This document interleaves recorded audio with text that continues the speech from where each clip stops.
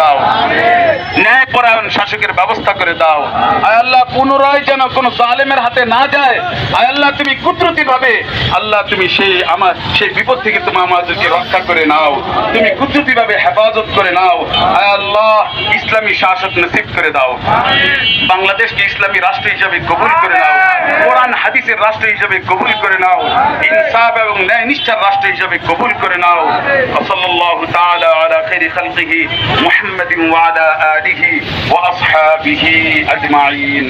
সুবহান রাব্বিকা রাব্বিল ইজ্জাতি আম্মা ইয়াসিফুন ওয়া সালামুন আলাল মুরসালিন ওয়ালহামদুলিল্লাহি রাব্বিল আলামিন।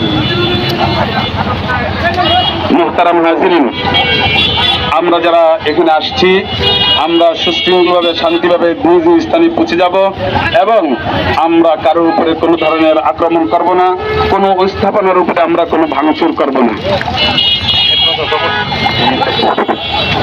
যারা আজকে এই সমাবেশে এই দোয়া মাহফিলে অংশগ্রহণ করেছেন সকলকে ইত্তেফাক উলামার তরফ থেকে আপনাদেরকে আন্তরিক ধন্যবাদ ও শুভেচ্ছা। আগামী দিনের যে কোনো ডাকে আপনাদের অংশগ্রহণ করার জন্য অনুরোধ জানাচ্ছি।